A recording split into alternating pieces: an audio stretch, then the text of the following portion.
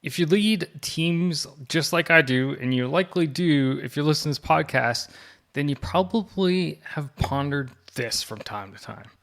Why the heck is our workplace culture so challenging to define, measure, and truly change? And what can I as a leader actually do about it?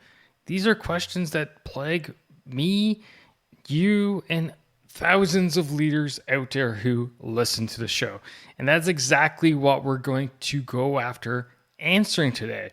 And in order to answer those questions, I went out and grabbed, not physically, of course, but got a hold to our guest today, and that is Dr. Laura Hamill, who is uniquely qualified to guide us through these tricky waters. She has decades as an organizational psychologist. She's a global chief people officer, and she's been a lead investigator on over 40 corporate acquisitions.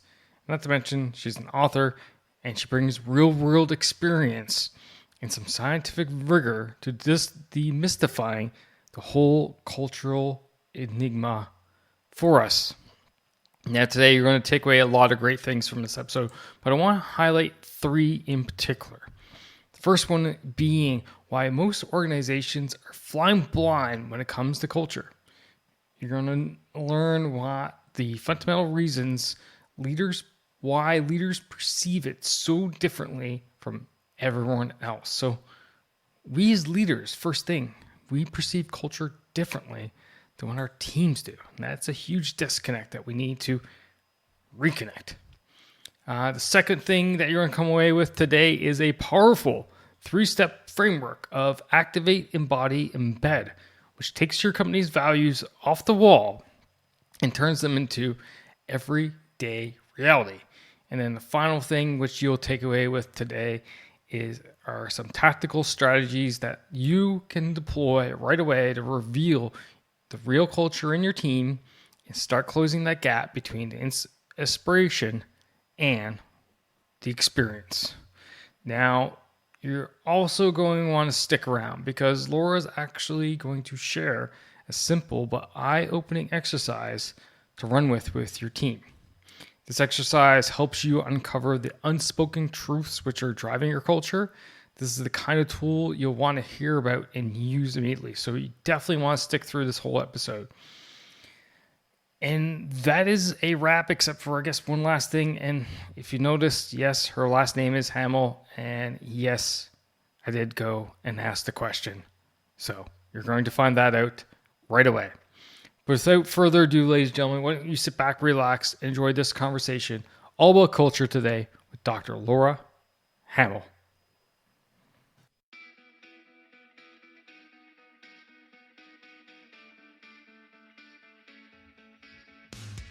Welcome one, welcome all to the Peak Performance Leadership Podcast, a weekly podcast series dedicated to helping you hit peak performance across the 3 domains of leadership. Those being leading yourself, leading your team, and leading your organization. This podcast couples my 20 years of military experience as a senior Canadian Army officer with world-class guests to bring you the most complete podcast of leadership going. And for more, feel free to check out our website at movingforwardleadership.com. And with that, let's get to the show.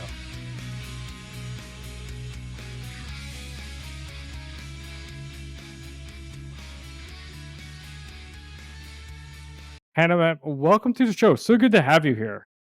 Aw, thanks for having me, Scott.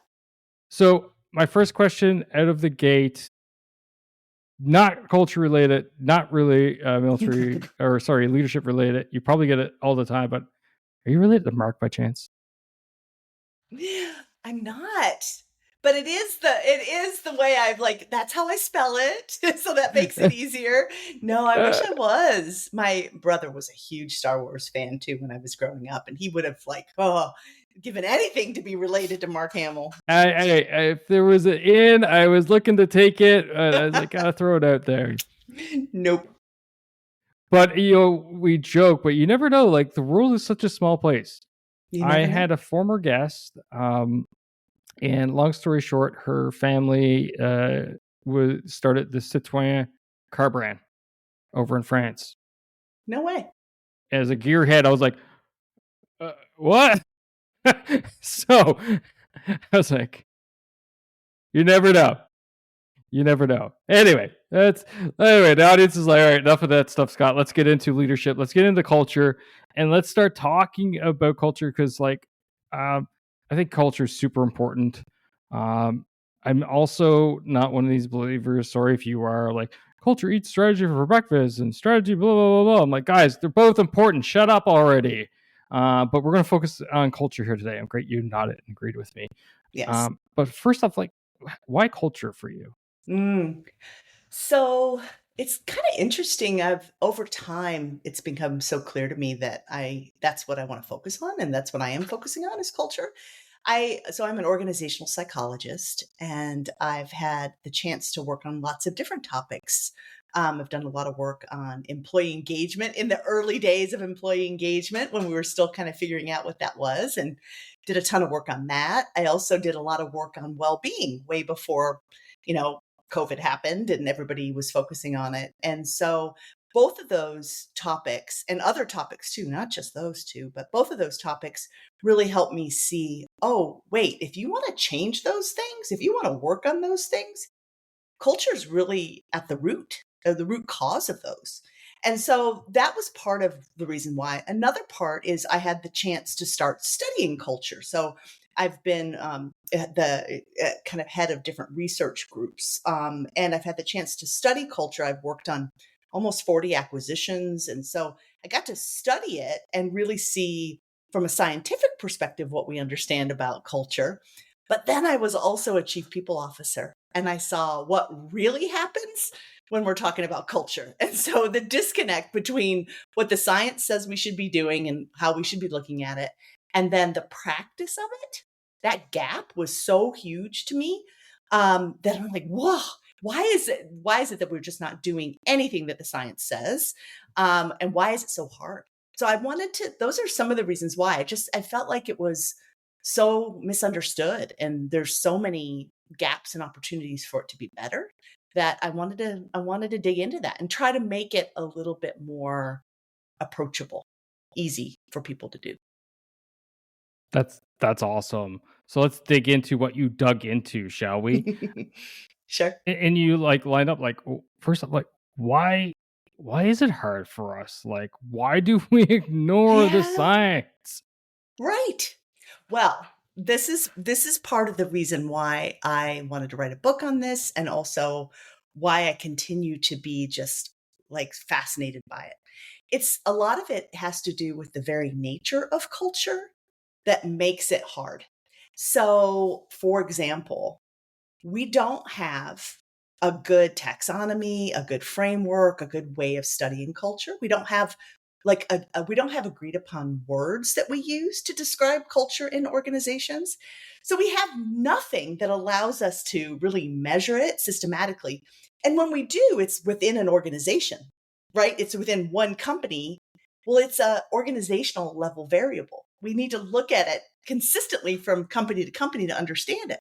So we have very little research, because we don't have the words, we don't have the framework. And it's also hard to make those words. It's hard to describe because every organization is so different. And that's another reason why it's hard, is that every organization, kind of what their challenges are, what their strategy is, what the nature of their business is, it just varies so much from company to company.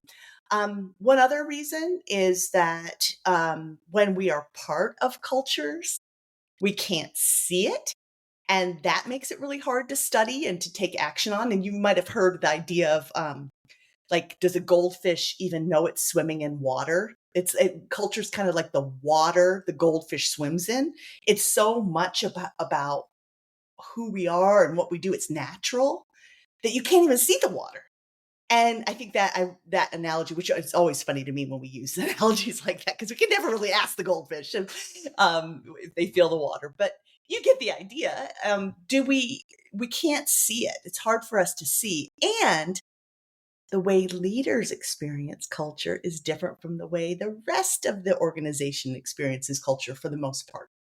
And so the people who are in the positions of power to be able to help change the culture sometimes don't see a problem because their experience of it is different. That's just a little tiny sample of some of the reasons why culture is hard to study, and it's so hard to change. And then let me just end with one more, which is it takes a long time to do this work. This is not work that happens in a quarter or through a project.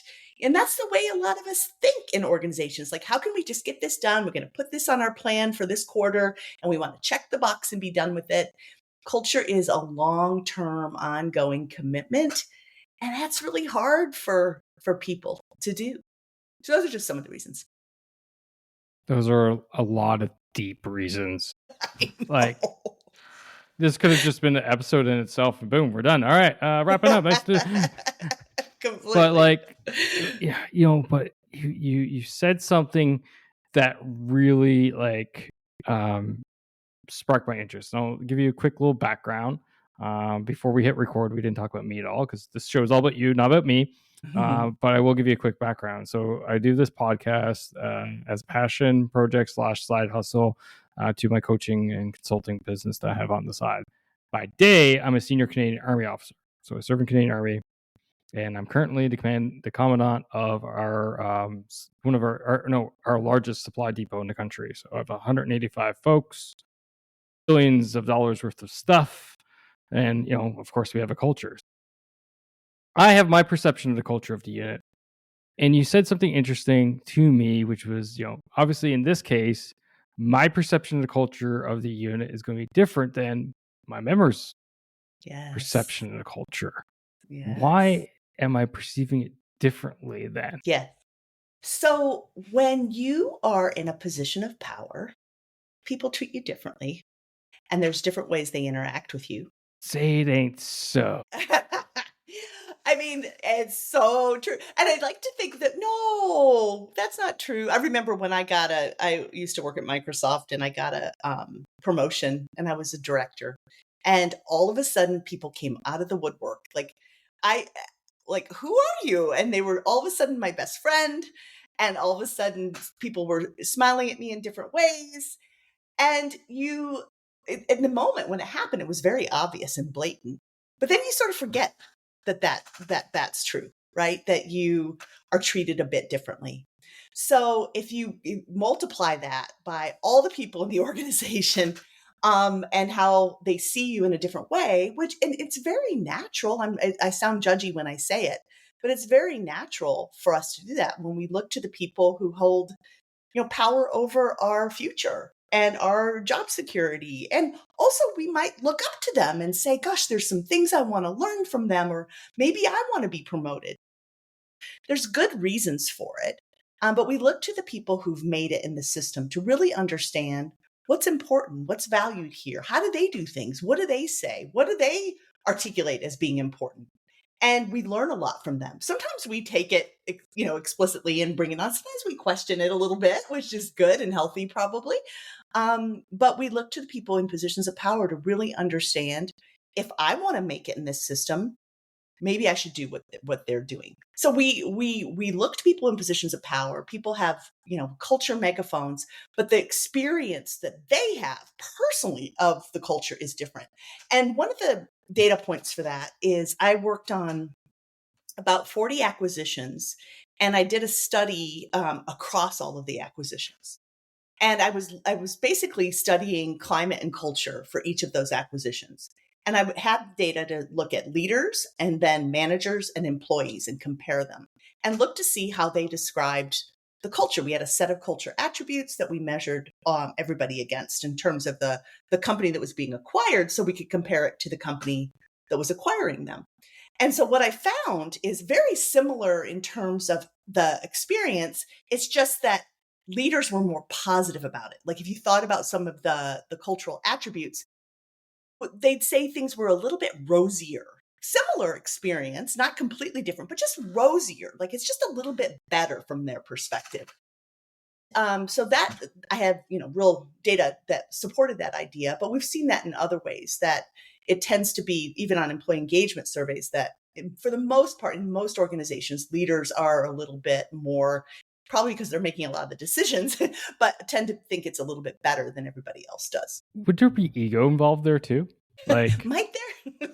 might there? Yes. Might there? Like, Well, oh, of course it's going well. I'm in charge. exactly. Yes. There's a whole kind of psychological thing about that. And Go it's launch, please. I'm like, so it's basically the idea of just this, it's self-reinforcing, right? So I look around me. You have told me, because I've gotten promoted in this system and I kind of like me, I say, gosh, this is a good system. This is a positive system. I can buy into this system. And so the whole idea of people who have been reinforced and encouraged in the current system and are at the top, they're feeling like that system's pretty darn good, right? And it's just the way you kind of make sense of the world and make sense of your own kind of self identity and your own ego to say, this is a good system. I'm a good person. This has reinforced and encouraged me and promoted me and made me a leader here. It must be good. And so, yeah, there's definitely an ego piece of this, and also like a congruence thing, right? It makes sense to me that this system is good because it said that I'm good. And I think that's a really important thing for leaders to check a little bit in themselves, and say, maybe there were other parts, other things in the system that got me into this role. It's not just my own capabilities and my own goodness. There's probably some other things that helped me get here too. no, absolutely, for sure. And the system will go ahead and promote those who basically operate best within it, right? And that hit all those checks Yes, in the boxes and stuff like this, and it will have that's its own right. biases and its own blind spots. And maybe I will be naive to say, but there's probably no system that's perfect out No, there. There will no. always be issues, right? Well, Huh? oh, I thought you were about to say No. something. Oh, So yeah. Sorry. no, you were sitting back listening to No. me Yeah. ramble. Yeah. Yeah. No, I really like what the system piece is important. And I think this is, and I'm sure you've heard this idea of like, there really aren't bad people or they're bad systems, or that a good person can be broken by a bad system. And I think we really have to be thinking of that when we're in leadership positions, really think about what is this system. And culture is one of the systems that we really need to pay attention to. What are all of the underlying norms and values and beliefs that are kind of pushing people to act and be a certain way, that are really reinforcing and kind of keeping this current system going. And is that working for us? And in the beginning, you kind of mentioned strategy and culture. And this is where they have to go hand in hand, right? They're both important, as you were saying. It's not one or over the other. It's that they both matter. And what I see in most organizations is that there's not a lot of awareness around the culture system. And so, therefore, it's not usually aligned with what you're trying to achieve. So, having a lot of clarity around your strategy is a really important piece, but then also tightly and explicitly aligning the culture you want and need in order for that strategy to be achieved is a whole other like level of complexity that most organizations don't tackle. And that's I see a lot of disconnects, between a strategy that's articulated and then the actual culture. And it's usually kind of in your face. It's not subtle. There's real blatant disconnects between the culture and the strategy. Now, so all right, let's run with this metaphor. I'm a leader. I'm in a leader in an organization. Like I'm listening to this. I'm thinking the team's good. Like the culture's good. There's the problems, yeah, but it's not that bad. Maybe I'm being biased here, listening to Laura Yeah. talk. Yeah. I gotta figure out, what what is the culture with the rest of the team? Mm, How do yeah. leaders go about that? Because you hinted at something eloquently, which I fight with on a daily basis, right? Because a senior officer, lieutenant colonel, and the question I often ask myself is, am I being told what I want, what they think I want to hear, or am I being told what I need to hear? And no matter how Yeah. many times I mention, guys, please tell me what I need to hear, not what you think I want to hear, and trying to establish that psychological safety, right, for them to be open Yes. and honest with me. There's always a hint of that doubt. So, from your perspective, how as a leader can actually go and get test the temperature of the culture in the organization Yes. while trying Yes. to avoid having that bias come out because, oh, here comes the boss. You better tell him everything's good. Right. Completely. Well, first off, I love that you say that. I mean, keep saying that and keep encouraging that. And I think if somebody brings something up that's hard and that you can tell was maybe hard for them to say, but it answers your question of, not what I necessarily want to hear, but what I need to hear, reinforce that, encourage that, make a big deal and say, I'm so glad that he or she did that. And that's helped me so much understand at a deeper level something I didn't understand before. So that's great. So keep doing that. I would say the more that you can dig in and ask questions also, that sometimes what we see in organizations is we have repeated problems, things that keep going on and on. We almost are taking for granted. And if you have something like that, that's a repeated problem, and you feel like you've tried to do stuff around it, more than likely it's a culture problem. And what I mean by that is maybe like companies that do employee surveys, for example, they might find that over and over again, every time we do this survey, we find out that cross-group collaboration is a problem, that nobody talks to each other from team to team or across these different divisions, and it never changes. And why do we keep asking about it if it never changes? That to me would be something that is probably a culture problem. So you're trying to address it maybe with an action plan at the surface, at a kind of a climate level. You're not digging deeper and figuring out really what's going on. Why is it that it's so hard for us to come together across divisions or across teams? So look for kind of points where there have been just these ongoing, deeply rooted, seems like problems that we never fix, and ask a lot of questions about that. I'd say that's a really good place to start. There's another, this is a really simple exercise. You have to have a little bit of psychological safety in order to do it. But one of the things that I have done and that I've encouraged leaders to do is get a group of people together. Let's say you're having some sort of maybe team meeting of some sort, and just say, hey, I want to do this exercise with you, and just bear with me. And listen, I need you to be honest. So what I'd like you to do is get out a piece of paper, and the first thing I'd like you to do is just write down the first 3 words that come to your mind when you think about our culture. Try not to censor yourself. Just write down those 3 words. And so we get people to do that. And then sometimes I have like talk about something else for a minute. And then I say, okay, well, you all know that we have company values or we have principles. And usually most organizations have some sort of set of values or principles. And so what I want you to do now is I want you to compare those 3 words you wrote down to our values. And so usually at that point, there's a set of people who sort of have a freak out look in their face, like either because they don't know where the values are, don't remember the values, or they see a huge disconnect between the 2 lists.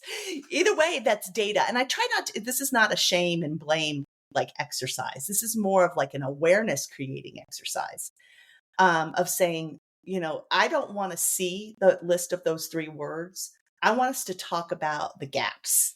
I want us to talk about, first, do you remember our values? Do we talk about them enough? Are they part of your daily experience?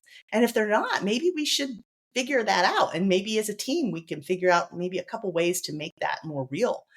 But if you did know what the values were, and then you did do that comparison and you find that what we say we should be standing for is very different from the real experience, and that in fact, maybe some of you wrote down words that were the opposite of our values, that it's not at all what you experience, we got to talk about that. So that's just an exercise that I like to do, just to help people understand kind of what we're talking about and where the gaps are. I love the values thing, and I loved the look of shock, and I think I think one thing about values is like, okay, it's up on the wall. Like I walk by our unit values every day. It's Yep. right in the hallway, the stairwell Mhm. that I walk up to go towards my office. I can literally picture the poster right now, right? And it has teamwork, respect, empowerment, and oh god, here we go. I'm on oh god, the word is slipping my mind, but the You're gonna intent behind remember the it in a word is minute. not. Yeah, I'll remember at 3 o'clock in the morning exact word, but basically, basically, fulfillment, right, of Yeah. doing our job, right. Yeah. Those are the four, and and I walk by those, but always is like, okay, but are we actually doing them? Yes. Are we actually walking the walk of the values? And I find a lot of Yes. companies like, all right, we got our values up. Okay, moving on. Completely. Exactly. That is, and Right? that is one of the reasons why I wanted to write the book that I wrote, because that's what I've seen. And it's this interesting evolution in organizations kind of understanding culture. It feels like every company, every group of people knows that they should have values. And so we've gotten to that point where we need to have values on our website and definitely up on the wall. Like that's about as far as, but then all the hard work, the rolling up your sleeves work that needs to happen after that is where most companies have stopped. Most organizations have stopped. And if you think about, I mean, I guess that's progress around culture, is at least we're trying to articulate what we want. But if we have not made it be a real experience, then it can feel really hard for people. And there's a term I use that's called cultural betrayal. That this belief that, oh, I thought I was going to come here and this really cool culture was going to be in place. It was on your website. You made a big deal about it. People maybe even talked to me about it. And now I've gotten here. And that's not at all my experience. In fact, it's the opposite of that. It can have a pretty dramatic impact on people when they feel like they were sold a bill of goods that is just not real. And so, what happens when people feel that sense of betrayal is they start to withdraw. They start to kind of pull back and maybe not participate in things like they wanted to, or maybe not come to that optional, you know, get together after work.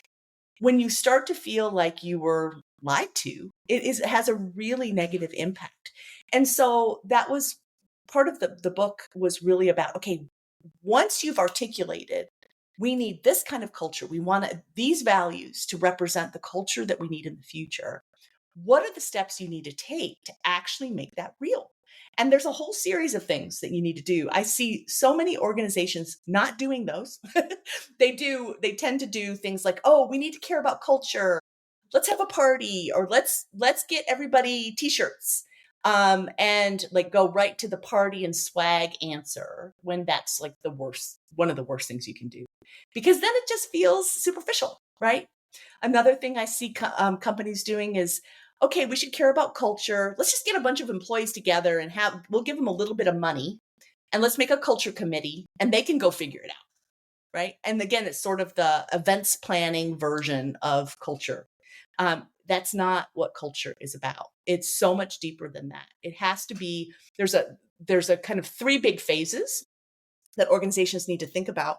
The first one is the idea of activating the culture. And so you have to make the case for culture. You have to show why your organization needs a particular kind of culture that's different from the bakery next door, a specific kind of culture, in order for you to achieve your strategy. So you have to articulate that connection with the business, and you have to inspire people. That's the first phase. And not a lot of companies don't do that, but that's really important. That activation, that emotional connection you need to create.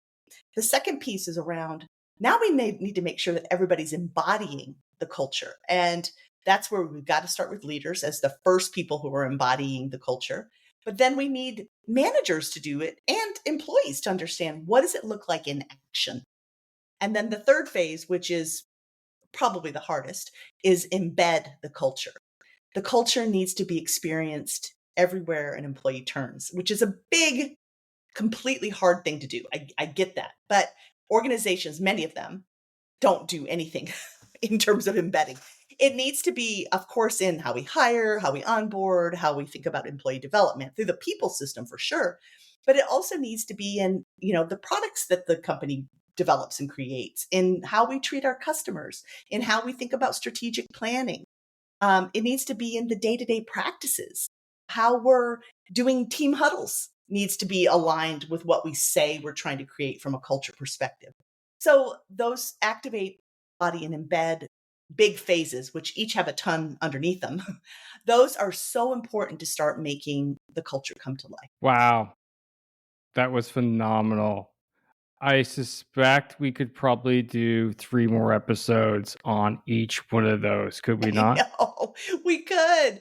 And there's so much, there's so many great examples of companies that have worked in those spaces, but also so many bad stories, and so many like examples that people are telling Yeah, me all the time about how poorly their organizations are taking this on. And that's just why I wanted to do this. It's like it is doable. It's hard, but it's doable. And organizations really can't, you can hire I'm a consultant. I do consulting work in this space. You can hire consultants to help you to facilitate it, but you actually have to do the work. You can't right. get somebody Yep. else to do it for you, right?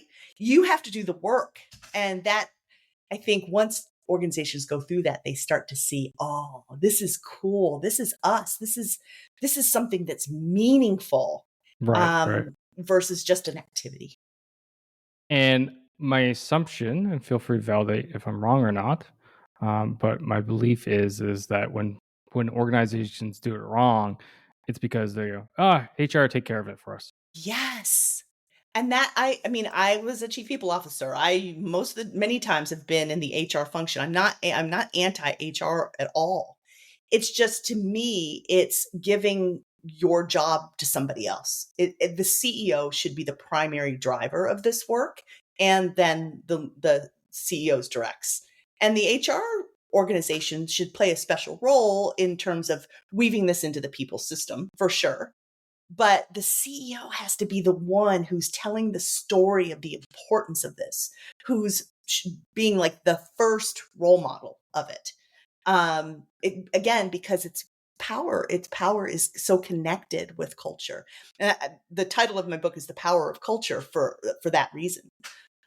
We just really have to have people who are in the highest positions of power, the ones who are the most clear and articulate and inspirational around why we need to create this culture. No, it's amazing, Laura. Oh God, we could talk forever here. I just feel like it. I want to throw one last question before we wrap up at you, kind of scenario-based question. So, I'm a leader of a company, medium size, we'll say, and I'm just like realizing, I've gotten my fish out of my bowl and realized that I've been in water this whole time and there's a bigger thing around me, and I'm Yes. looking and I've realized the trash is piled up, the place has not been cleaned, the house stinks, it's Hmm. musky, blah blah blah. Basically what I'm saying is, the culture isn't the greatest, obviously. Right. It's an elephant. Where do I start eating? Yes. And I think that the way you said elephant, where do I start eating is really good, because it can feel overwhelming. It can feel impossible even. And I just encourage this leader, any leader who feels like they're in this situation, to take a step. And I would say one of the most important things you need to do as a leader is to say, how, in addition to it being yucky and dirty around here, how is this holding us back? Like, how is this particular culture holding this organization back? What could we be if we were actually all rowing in the same direction? What could we be if we all felt inspired and connected and were excited to come to work every day and really work together to achieve these goals?